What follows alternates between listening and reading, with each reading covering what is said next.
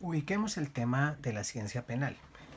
De la ciencia penal, como tiene su propio objeto de estudio, se basa en teorías. ¿Y cuáles son las teorías que estudian el derecho penal? En primer lugar, tenemos una teoría de la ley penal en sí. El derecho se estudia a través de la teoría de su propia ley penal y es donde nosotros podemos encontrar las características de todos esos postulados que el legislador ha delimitado para que hagan parte de ese catálogo de normas tanto procedimentales como especiales como generales para poder conformar esa, ese sistema del que hablábamos con anterioridad. Pero también encontramos que la ciencia penal se estudia bajo la perspectiva de la teoría del delincuente, es decir, del sujeto que realiza la conducta típica o que tiene de alguna manera incidencia en ella.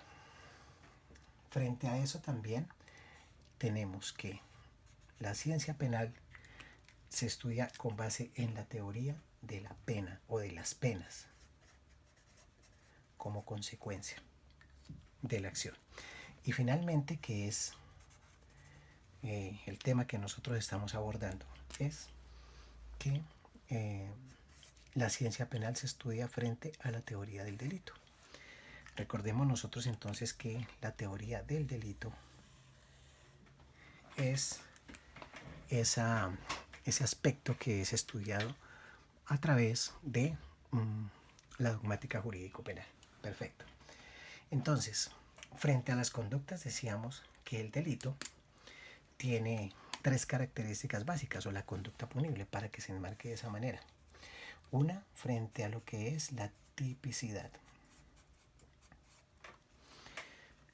Y pues para hacer un acercamiento a la definición de lo que es tipicidad, podemos decir que la tipicidad es una relación que está entre el mundo material y el mundo normativo. Veamos que estamos hablando de lo mismo que les explicaba con anterioridad. Entonces, es una relación entre el mundo de lo material, este mundo físico, en donde ocurren los hechos, y el mundo normativo, en donde hablamos acá de un supuesto legal y acá en el mundo de lo material hablamos de un supuesto de hecho o un supuesto fáctico. Entonces veamos que la tipicidad es precisamente esa relación que existe entre ese mundo material, fáctico, el hecho en sí, y el supuesto legal, que es el mundo normativo. Les recomiendo de pronto, si ustedes quieren ver perspectivas diferentes, les recomiendo que se hagan una lectura del profesor Zaffaroni, que explica esta tipicidad y la explica como un paradigma conflictivo. Él dice que la tipicidad es un paradigma conflictivo.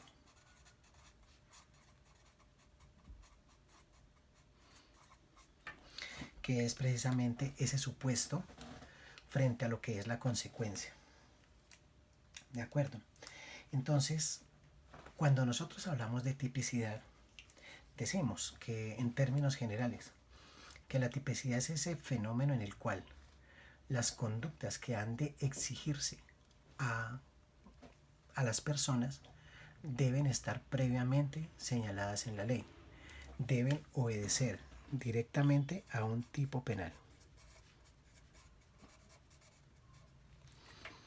Entonces, como les decía, el profesor Zaffaroni llama a este tipo penal, lo describe como un paradigma conflictivo.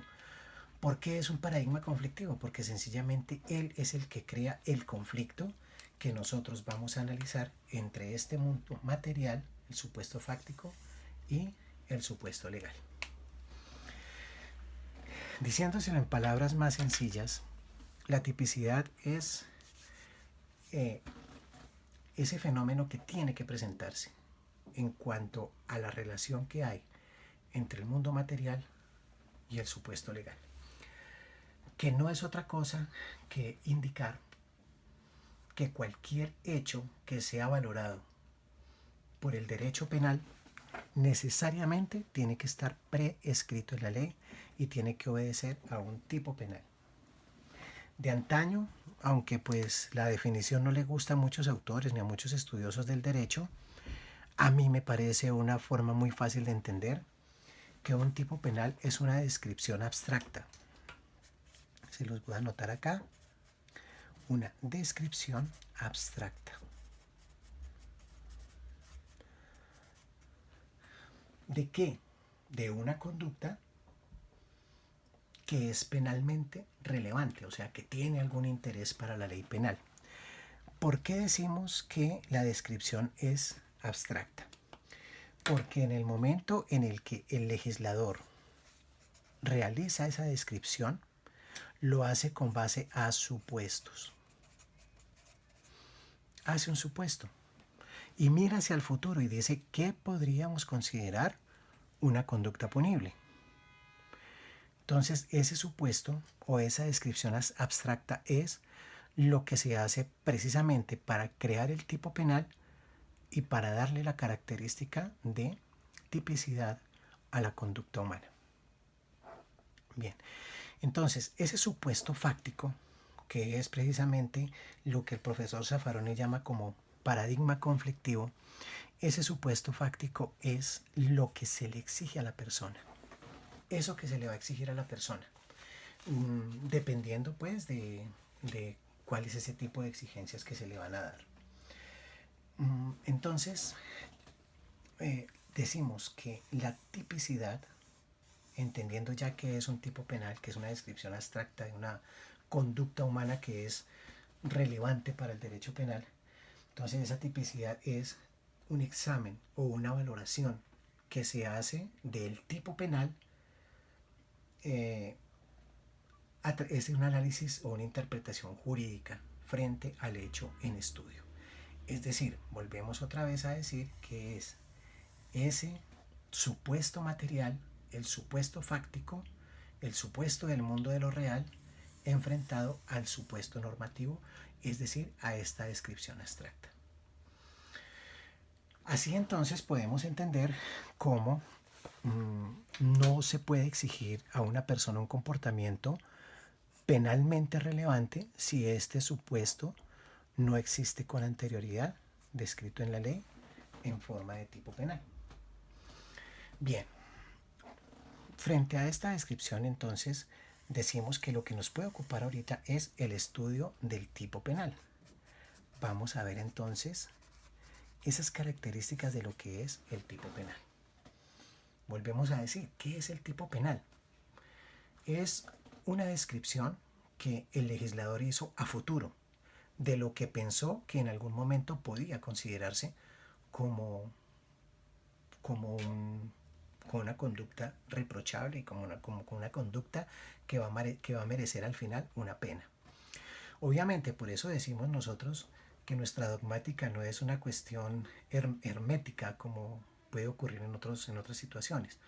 Nuestra dogmática es realmente algo cambiante. ¿Por qué? Porque los tipos penales van cambiando de acuerdo a la necesidad social, a la necesidad de política criminal. Porque, por ejemplo, cuando se creó la ley penal, podemos decir nosotros que al momento de crearse la ley penal en Colombia o de ponerse en marcha, nuestra sociedad era una cosa completamente diferente, en donde no existían, por ejemplo, buses, ni transmilenios, ni taxis, ni existían personas que se dedicaran a labores desde su casa en internet, por internet o por computador. Era una sociedad completamente diferente. Por esa razón, el tipo penal también es cambiante. Y estos tipos penales pueden desaparecer, pueden aparecer, pueden reformarse, pueden volverse más especializados en el tipo de conducta que pretenden sancionar. Y por eso el tipo penal tiene unas características que son las que vamos a ver nosotros a continuación.